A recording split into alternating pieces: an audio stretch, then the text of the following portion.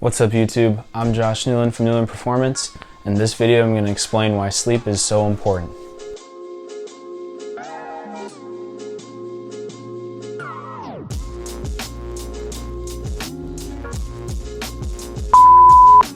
So I thought this would be a good video to make because lately with quarantine, with things being the way they've been, a lot of us haven't been getting enough sleep or been getting the right kind of sleep. And it is so important, it's easy to forget. If you're staying at home all day, you think I can just take a nap or whatever and I don't have to have energy to go to class or to do all these other things I would normally do. But sleep is still just so important, and the things I'm going to talk about in this video are mostly on the athletic performance side of it and how it affects that. So first of all, I'm going to explain when you're not getting enough sleep, what that results in, and then also what getting extra sleep, what the benefits are, and then I'll explain how to get more effective sleep and the amount of sleep, how it should be done after that. I just want to present the problem, the stats, how it can affect you, and then the solution and a practical way to go about it at the end. And in this video, when I explain the stats, I'll have a screenshot of the article and I'll also link them in below so you can look up and see the research for yourself, see the studies, see the articles. But let's just jump into it. So first, and probably most obvious, is that not getting enough sleep, you're going to have reduced energy and you're going to have a worse mood typically. Less energy, obviously you're not going to perform well athletically. If you have to do work, you have to apply for jobs, send emails, any of that, you're not going to feel like doing it. And then the worst mood, obviously you don't want to be in a bad mood all day. It's also been proven to decrease alertness and reaction time. So for a lot of sports, you have to make quick decisions. Whether you have a game that day or practice or just training, that's also going to mean you're more likely to be injured because your energy, your reaction time, your alertness, awareness is going to be significantly reduced. And the stimulation or the release of growth hormone will be reduced, and that is a significant hormone in growth, obviously, especially in teens and preteens. That's really important hormone just for literal growth as far as height and weight, but also muscle-wise. Immune function is also decreased when there is less sleep or sleep deprivation, meaning you're more likely to get sick, and now we're in the middle of a pandemic. So that is one of the most important things. And then leptin and adiponectin, hopefully I got that right, are also part of fat gain and loss, and those levels are decreased with less sleep. One of the most, perhaps the most significant stat I saw in a study by the American Academy of Pediatrics showed that teens who get 8 or more hours of sleep every night are 68% less likely to be injured. An injury really is the biggest obstacle, and your biggest enemy as an athlete. If you get injured, there's nothing you can do. And 68%, that is a huge percent and number, and just by getting 8 or more hours of sleep, you're that much less likely to be injured than someone who gets less that amount. In the same article or study by the American Academy of Pediatrics, it also said that as few as 20% of teens get 8 hours or more sleep every night. In a study by the Journal of American Medical Association, it said that if you just get 5 hours of sleep a night for 7 consecutive days, it can reduce your testosterone levels by 10 to 15%. And testosterone, as most people know, is a very important male hormone, especially for athletic performance overall, building muscle, having that ideal male physique. Another study showed that just after one night of getting 5 hours of sleep, tennis serving accuracy decreased by 30%. So in these sports, it's also physically not feeling good, physically not having energy, being in a bad mood. But when you're having to serve, do something technical, that's 30% decrease after just one night of 5 hours. And I know a lot of athletes, and I've done it a few times, I'll have a night of 5 hours of sleep and I'm just like, whatever, I stay up too late the night before, had to get up early for practice, and I never feel that good, or I don't think I've ever had games or practices where I play that well if the night before I didn't get good rest. There are those athletes who get away with it, but that doesn't mean that you should do it. Not everyone is Dennis Rodman and can go party every night and get no sleep and still work hard and play well the next day at practice or at the game. That's not how it works. And even if you can do that, why not reap the benefits of getting the right amount of sleep? In a study that studied sleep extension, a lot of these study sleep deprivation, but they actually went the other way of sleeping a lot more hours. They had athletes sleep for 2 to 4 weeks, each night getting between 6 to 9 hours of sleep, and then for 5 to 7 weeks after those weeks, they slept for 10 or more hours each night. And these athletes are basketball players, and on average, their free throw accuracy increased by 9%, their three-point accuracy increased by 9.2%, and when they performed a 282-foot sprint, over half a second of their time was taken off. It was 0.4 seconds faster in that sprint. Personally, I do not recommend sleeping 10 or more hours of sleep because you've got things to do.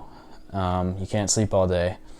But just imagine the difference from 6 to 9 to 10 hours. If you're going from 5 to 6 to 8 hours, you're going to have a significant increase in your accuracy and your performance as well. So what are some practical ways to get better sleep? Obviously, like I've already mentioned, a lot of these stats, you need to get 8 or more hours of sleep. Again, if you're in 9 or more, there's probably more things you need to do during the day when you are awake. So most people agree 8 hours of sleep is a good amount of time to get. But 8 hours of sleep does not just mean from the moment you lay in bed to the moment you get out of bed. You need good, deep sleep, REM, to promote hormones like growth hormone, leptin, adiponectin to release and keep your body healthy, and then to also promote muscle growth and prevent muscle loss, as well as keep your fat balances in the right spot. I still see people that try to be motivational speakers or things and say you need to give up sleep, when in reality sleep should be one of the very last things you ever give up. That should be one of your main priorities. Exercise, diet, sleep.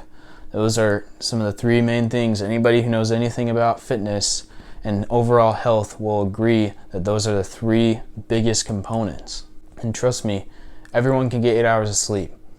If professional athletes and CEOs can find time to have 8 hours of sleep, you can find time to get 8 hours of sleep.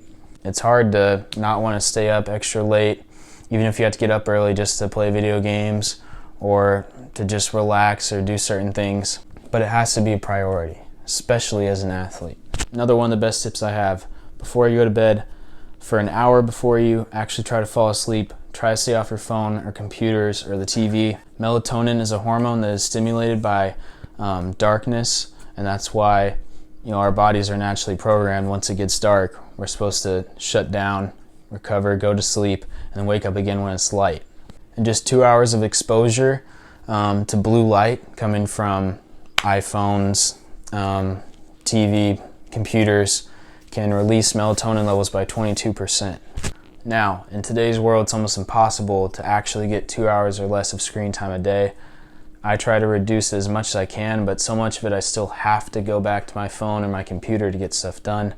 But especially before you go to bed, I recommend for an hour before you go to bed. Some recommend 2 hours, but that's also hard to be realistic with.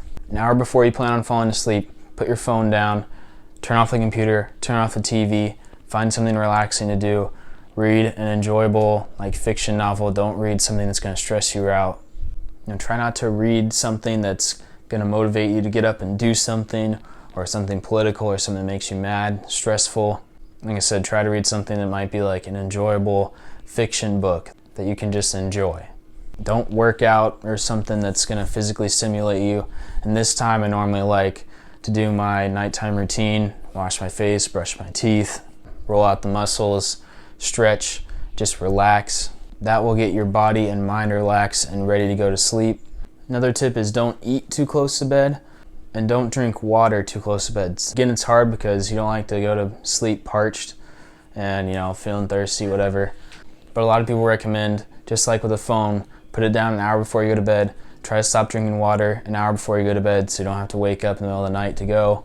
And also, try not to eat within 2 or 3 hours of when you plan on going to sleep, because obviously food is fuel and it's going to give you energy and it's going to keep you up. And even if it's something sugary that you're like, oh, I'll crash and it'll help me sleep better, it's just better to avoid that. And another tip to do before you go to bed is just think of what you're thankful for, grateful for, not things that you hate or things you wish you could change or things that stress you out. Think about things positive and pray. My final tip is to do a breathing exercise while you're laying in bed, while you're just about to plan to fall asleep, after you've done your whole routine, stretching, all that stuff.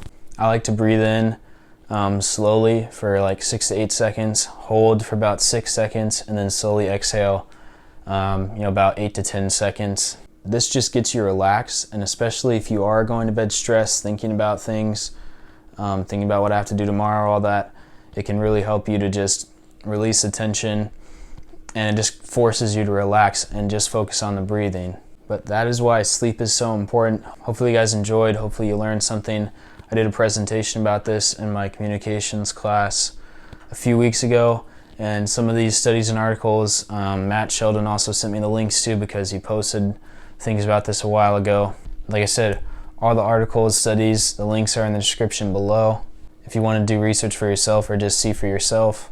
Like and subscribe if you enjoyed this video, and if you want to see more videos and content like this in the future. Comment down below how much sleep you get every night, what time you go to bed, what time you get up. Be honest, you don't have to feel like you have to lie. Lately I've been putting my phone down at 1 and falling asleep around 2 and getting up at 10. I'm going to change that really soon.